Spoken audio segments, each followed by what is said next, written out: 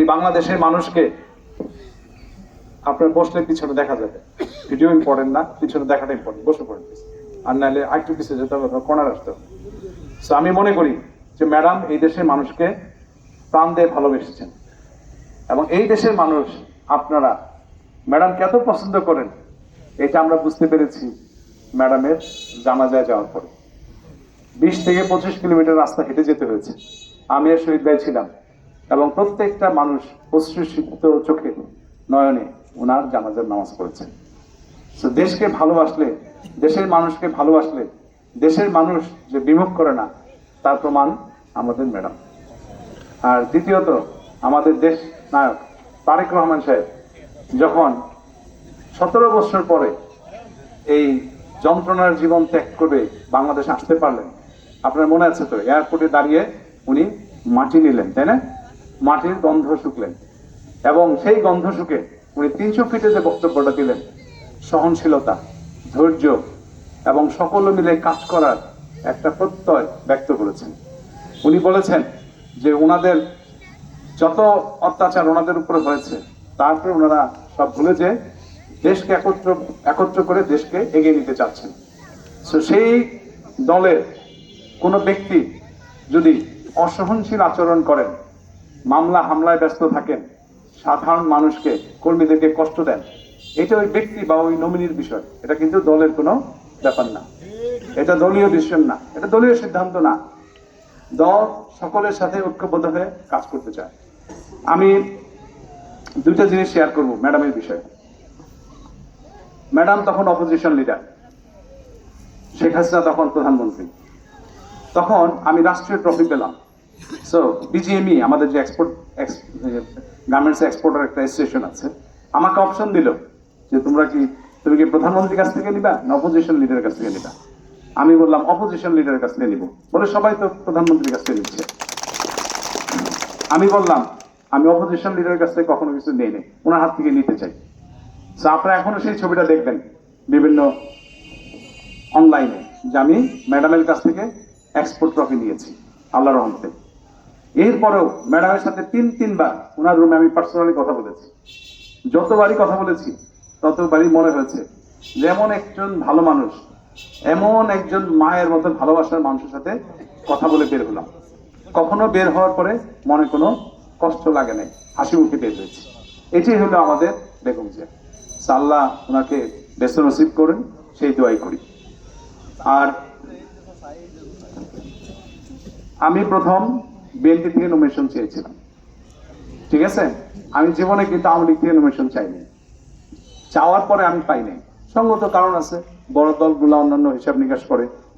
আমাকে আবার বিএনপি হয়তো বা অন্য কিছুতে হয়তো উদ্বুদ্ধ করতেছিল, বাট আমি বললাম যে না, আমি যাই করি বাসায় শকুরকে কেন্দ্র করেই করি, এখানেই চিন্তা করি। সো যাই হোক, আমি একটা পর্যায়ে ইলেকশন করব কি করব না শহীদ ভাইকে জিজ্ঞেস করলাম। শহীদ ভাই বলল, আমরা অনেক নির্যাতিত, আমাদের দিকে তাকায় হলেও আপনাকে ইলেকশন করতে হবে। সো আমি শহীদ ভাইয়ের কথাটা আপামর বিএনপির যারা নেতা কর্মী আছে অত্র এলাকায় সকলের সাথে জিজ্ঞাসা করলাম, সবাই একই কথা বললো। সখীপুরে জিজ্ঞেস করলাম, সবাই একই কথা বললো। সাধারণ মানুষকে জিজ্ঞেস করলাম, তারা একই কথা বললো। সো ফাইনালি আমার মনে হইল যে এত মানুষের অনুরোধ ফেলে দেওয়া ঠিক হবে না, ইলেকশনটা করি। আম্মার কাছে জিজ্ঞেস করলাম, আম্মা প্রথমে রাজি ছিল না। আম্মা পরে বিভিন্ন কারণে আম্মা আমাকে, আমার আম্মা অত্যন্ত বুদ্ধিমান, অত্যন্ত মানবিক, অত্যন্ত সহনশীল একজন মানুষ। উনি অনেক কিছু হিসাব করে আম্মা বললো, বাবা যাও করো ইলেকশন। আমার মা যেটাতে আমাকে অনুমতি দিয়েছে, সেখানে পৃথিবীর কোন শক্তি আমাকে আর হারাতে পারবে বা পিছিয়ে ফেলে রাখবে এটা হবে না ইনশাআল্লাহ। তারা আপনারা জানেন মার দোয়া বড় দোয়া, তাই না? বাবার নাম বলছি না, যেহেতু বাবা নেই, ঠিক আছে? আপনার দোয়া করবেন আমার বাবাকে যেন আল্লাহ বেস্ত নসিব করেন। এরপরে আমি দেখলাম যে বাসায় শফিপুর ইলেকশন করতে এসে এটা একটা বিশাল একটা ফাঁদ, ঠিক আছে? কেন ফাঁদ বললাম? আমরা বাসায় শফিপুরের মানুষ শুধু মুক্তিযোদ্ধাদের পিঠের চামড়া তুলে নিতে পারি না, আমরা স্বতন্ত্র প্রার্থী যারা তাদেরও পিঠের চামড়া তুলে নিতে চাই, তাই না? আপনারা দেখেছেন যে আমাদের স্বতন্ত্র প্রার্থী ছিলেন শেখ হাবিব ভাই, শফিপুর বিএনপির প্রতিষ্ঠাতা সভাপতি। ওনাকে জীবনেও স্বতন্ত্র ইলেকশন করতে দেওয়া হয়নি, নানানভাবে অত্যাচার করা হয়েছে। তারপরে আসলেন আমাদের মনা সাহেব, তাই না, আরেকজন স্বতন্ত্র ক্যান্ডিডেট অথবা বিএনপি, তাকেও কিন্তু দাঁড়াইতে দেওয়া হয়নি। আমি এসে দাঁড়ালাম, ঠিক আছে। আমার বিরুদ্ধে সেই নারায়ণগঞ্জ, সেই মির্জাপুর থেকে লোক ভাড়া করে এনে মামলা দেওয়া হলো।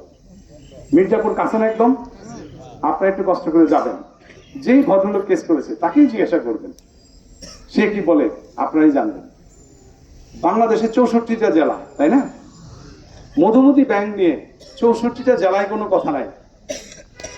টাঙ্গাইলের যে 8টা নির্বাচনী এলাকা, বাকি 7টাতে কোনো কথা নাই, সমস্ত কথা হলো বাসাইল এবং সখীপুরে। এটা কি হলো? একটা ব্যাংক রাষ্ট্রীয় আইন কানুন মেনে চলে, মধুমতি ব্যাংক কারো টাকা মারে নাই, মধুমতি ব্যাংকে একটা চেক আজ পর্যন্ত ডিজনার হয় নাই, মধুমতি ব্যাংক সাধারণ গ্রাহকদের জন্য সর্বোচ্চ করার চেষ্টা করে, সেগুলো বলেন, তাই না? 5ই আগস্টের পরে মধুমতি ব্যাংক আমি একটা দায়িত্ব পেয়েছি। 5ই আগস্টের পূর্বে মধুমতি ব্যাংকের আমি কোনো বড় দায়িত্বও ছিলাম না, ঠিক আছে। অথচ মধুমতি ব্যাংকে 50 জনের উপরে শেয়ার হোল্ডার আছে, 50 জনের বেশি। কারণ নিয়ে কিন্তু কোনো কথা নাই, সব কথা শুধু এক শেয়ার হোল্ডারকে নিয়ে। কারণ কি? বাসাইল সখীপুরের ইলেকশন করার কারণ। শুনছেন মধুমতি ব্যাংক নিয়ে আর কোনো শেয়ার হোল্ডারের নামে কোনো ছবি আসে, কোনো কথা হয়? সব একজনকে নিয়ে না। তা আমি একমাত্র শেয়ার হোল্ডার, আমি তো 5ই আগস্টের পূর্বে কোনো দায়িত্বই ছিলাম না ভালো। এনিওয়ে, আল্লাহ রহমতের মালিক, আল্লাহ রহমত করলে পৃথিবীর কোনো বাধা বিঘ্ন কাউকে আটকায় রাখতে পারে না, ঠিক আছে। অতীতেও হয় নাই, এখনো হবে না। মধুমতি ব্যাংক আমার যে কোম্পানি লাবিব গ্রুপ যা প্রফিট করে, মধুমতি ব্যাংক থেকে আমরা সর্বোচ্চ 2% প্রফিট পাই। আমাদের টোটাল গ্রুপের যে লাভ হয় তার 2% মাত্র মধুমতি ব্যাংক কন্ট্রিবিউট করে। অবশ্য সেই 2% নিয়েই আমাদের 2000% কথা বলতেছে। এনিওয়ে, আল্লাহ সবাইকে রহমত দান করুন, সেটা আমি চাই। আমি আপনাদের এলাকার অনেক সুযোগ্য সন্তানের সাথে পরিচয় আছে।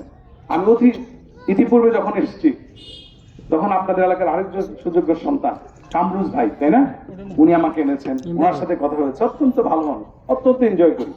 এবং আপনাদের এলাকার যে জামাতের ক্যান্ডিডেট শফিক ভাই, ওনার সাথে আমি কয়েকবার বসেছি, কথা হয়েছে, চা খেয়েছি, কফি খেয়েছি। অত্যন্ত বিনয়ী মানুষ, অত্যন্ত ভালো মানুষ। আমরা কম্পিটিশন করতে পারি, তাই না, কিন্তু যে ভালো তাকে ভালো বলতে হবে না, ঠিক আছে না। উনি যে দলই করুন, ওনাকে আমার ভালো লাগছে, ঠিক আছে। আপনারা জানেন এখানে একজন ইঞ্জিনিয়ার ছেলে জাতীয় পার্টি থেকে দাঁড়িয়েছে, নাজমুল। একসময় আমাদের কোম্পানিতে সে একটা ভালো দায়িত্ব ছিল, অত্যন্ত ভদ্র ছেলে, ওকে আমি দেখতেছি।